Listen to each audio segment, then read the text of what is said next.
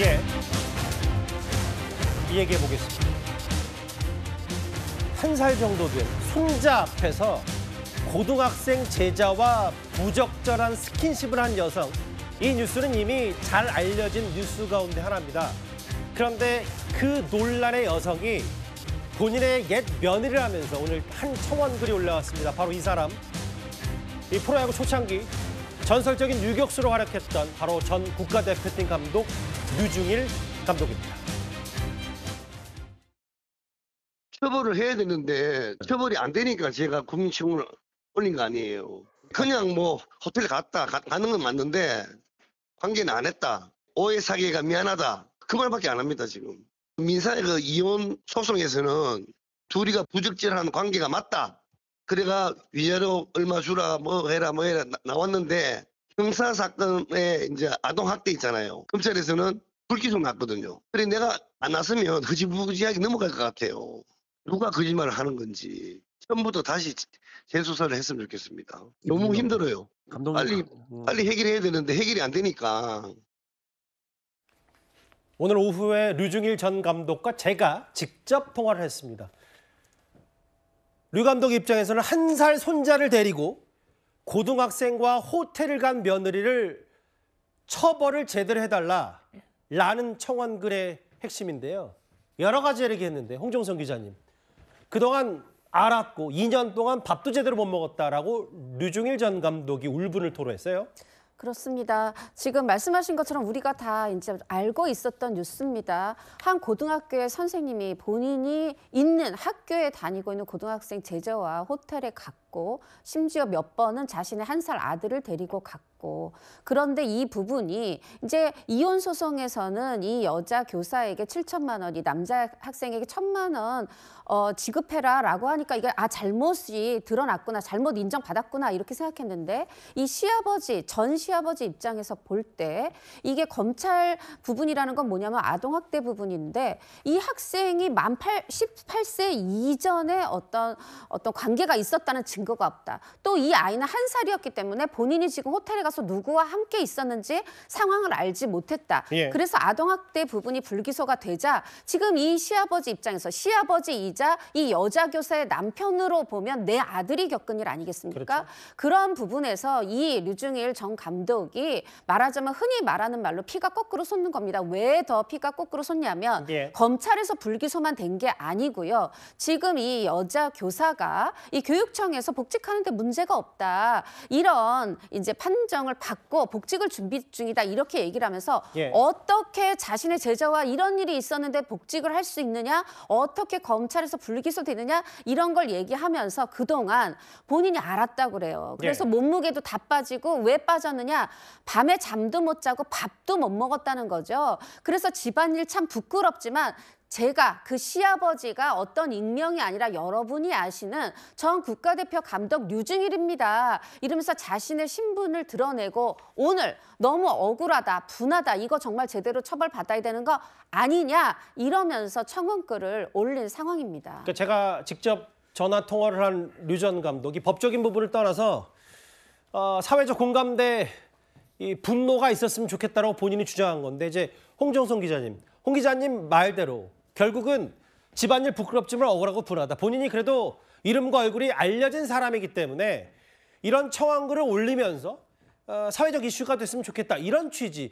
다시 재수사를 해야 된다. 이런 취지인 것 같더라고요. 그렇습니다. 수사가 제대로 이루어져야 한다는 것이고요. 왜냐하면 사실은 이제 그동안 제출된 증거들이 있습니다. 예. 예를 들면은 어떤 숙박업소에서 이 이제 고등학생 제자가 이 아이를 말하자면은 류 감독의 손자를 안고 그 여자 교사와 전 며느리와 함께 걸어가는 예. 이런 모습이라든가 아니면 이제 호텔 로비나 그 식당에서 포옹하거나 입맞춤을 하는 예. 이런 증거들을 냈는데도 불구하고 이게 어떻게 이제 말하자면 불기소 처분돼야 합니까? 이 부분에 대해서 다시 한번 수사를 해달라는 거고 분노가 공감됐으면 좋겠다라는 건 잘못한 일이 있으면 처벌받아야 되는 거 아니 아니냐라는 것 하나와 예. 그 학생이 여하튼 예를 들면 지금 만남으로 적시된 때에 한 달 앞에 한 달은 이 학생이 만 18세가 되기 전 한 달이에요. 예. 그 다음에는 이제 만 18세 이후인데 어떻게 됐든 미성년 시절이 있었고 또 이 아이는 나의 손자는 상황을 알든 모르든 이제 한 살 배기고 알겠습니다. 이렇게 했을 때 이 사회가 학생과 아동을 보호해야 된다는 그걸 강조하고 있습니다. 집안일 부끄럽지만 억울하고 분하다. 일단 류중일 감독 측 그러니까 류중일 감독 가족의 주장이고요. 지난번 저희 뉴스탑10에서 류 감독의 아들과도 잠깐 얘기를 나눴습니다. 그 목소리도 한번 듣고 와서 관련 얘기를 나눠보도록 하겠습니다. 일단은 항소를 하기로 했고 근데 불륜 이거는 변하지 않는 사실일 거예요. 저는 직장도 그만두고 애를 혼자 육아를 했는데 반면에 와이프는 나가서 흥청망청 이 남자애랑 5성급 호텔을 막 다니면서 이렇게 했는데 어떻게 애를 불륜 장소에 데리고 간 게 무죄면 앞으로 대한민국 인권, 아이에 대한 인권은 또 어디 가는 거며 전혀 안 합니다. 불륜 사실을 전혀 인정하지 않는다.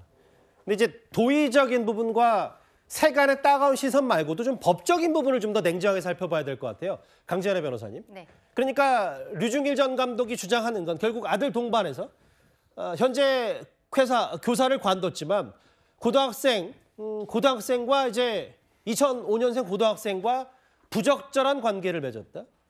이혼 소송도 있었고.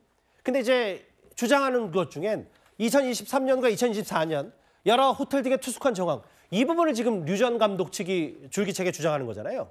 그렇죠. 그런데 그 배우자 같은 경우에는 본인이 호텔에서 아이와 함께 투숙을 했었던 것은 아니다. 그러니까 학생과 함께 투숙을 했었던 것은 아니고 예. 본인의 자녀와만 투숙을 했는데 예. 그때 그 고등학생 같은 경우에는 수시 입학이라든지 이런 데서 떨어졌기 때문에 본인에게 좀 응원을 해달라라는 제안을 해서 뽀뽀를 해줬었다라고 이야기를 하고 있고요. 호텔에 동행을 하게 된 이유에 대해서도 응시원서를 출력하기 위한 것이었다라고 이야기를 하는 부분들이 있습니다.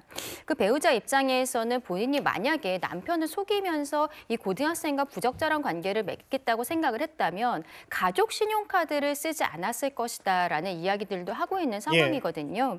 그래서 여기에 대해서는 구체적으로 조금 더 수사가 이루어져야 된다라고 생각을 합니다만 이게 민사적으로 이혼 소송에 있어서 학생도 이 남편에게 1,000만 원을 위자료를 주는 것이 인정이 되었어요.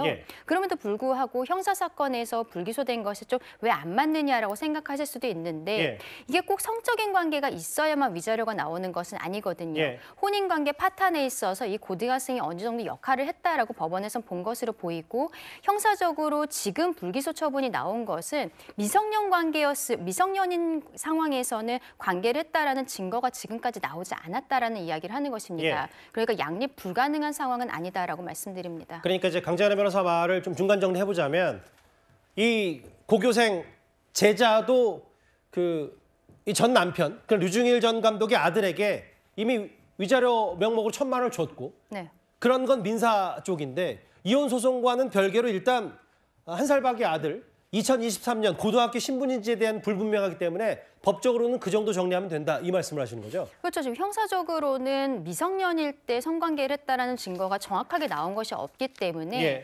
어쨌든 류중일 감독과 그쪽 가족 입장에서는 가사소송에서 위자료 나온 것이 유죄의 증거가 아니냐라고 이야기할 수 있겠습니다만 형사에 있어서는 조금 더 엄격한 법칙이 적용이 되기 때문에 지금으로서는 거기까지 결과가 나온 것으로 보입니다.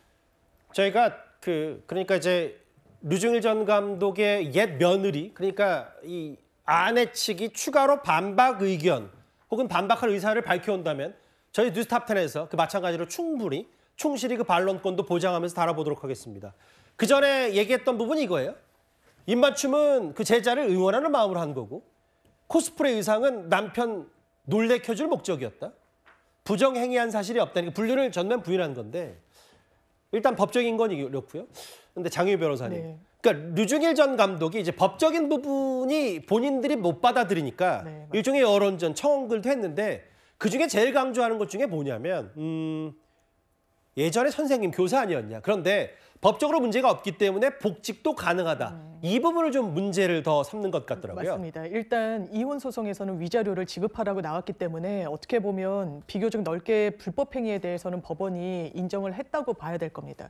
그런데 민사상 위자료를 지급했다는 그 내역이 이력이 있다고 해서 예. 공직에 복무할 수 없는 그런 결격 사유로 평가되진 않거든요. 왜냐하면 뭐 국가공무원법이나 교직원분들에 대해서는 최소한 형사처벌 이력이 있어야지만 그 직에 계속 유지할 수가 없는 건데 일단 1차적으로는 이 고발인이 그러니까 고소인이 항고를 했다고는 알려지고 있습니다만 예. 무혐의로 종결됐습니다. 그러니까 이게 아동복지법 위반 등등과 관련해서 아동복지법의 아동은 형사상 만기 18세를 기준으로 합니다. 예. 성적 접촉이 있었다고 인정한 것은 그 이후로 보이는 부분들을 종합해서 검찰에서는 이 처분을 내렸기 때문에 예. 아마 지금 교사로 이 업무를 보는 것에는 법적인 제한은 없는 상황으로 보입니다. 그러니까 장유희 변호사 말씀 들어봤고 강재현 변호사 그러니까 뭐 류중일 전 감독이나 세간에서 이 전 부인 그러니까 얘 며느리의 그 반박이 선뜻 이해가 잘 안 가는 부분이 설사 있다고 하더라도 그건 주관적 영역이고 법적으로 봤을 때 이 정도면 다시 수사를 한다고 해도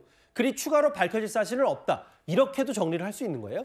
그렇죠. 지금 뭐 가지고 있었던 옷가지나 이런 데 있어서의 DNA 확인을 하려고 하였는데 예. 그때 이제 고등학생 같은 경우에는 여기에 대해서 본인 DNA를 확인해주지 못하겠다라고 이야기한 부분들이 있습니다. 이런 것들에 대해서 뭐 강제적으로 처리를 한다든지 그런 것들이 나오지 않는 이상 그리고 유의미한 증거가 나오지 않는 이상은 지금까지의 진술이나 이런 것들로서는 더 이상의 뭐 항고의 실익이라든지 이런 것들은 없게 되지 않을까라고 생각을 하는데요.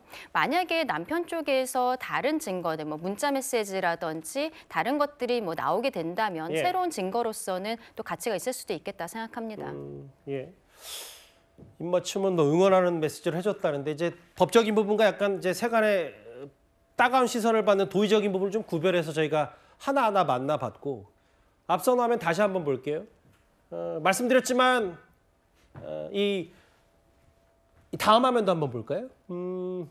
국민청원 제기하고 감사합니다. 앞서도 말씀드렸다시피 이 해당 퇴직한 이 현재 교사 류중일 전 감독의 옛 며느리가 반론을 말하고 분명히 주장을 얘기하면 제가 충실히 반영하도록 하겠습니다. 아까 제가 말한 것 중에 이 고교생 제자가 전 남편에게 위자료를 줬다는 것보다는 정확한 표현은 위자료를 주라고 판결했다. 이렇게까지 제가 덧붙여서 얘기를 해보도록 하겠습니다. 저 여교사가 제 며느리였다는 류중일 전 감독의 오늘 청원 글 얘기 저희가 직접 인터뷰까지 해봤습니다.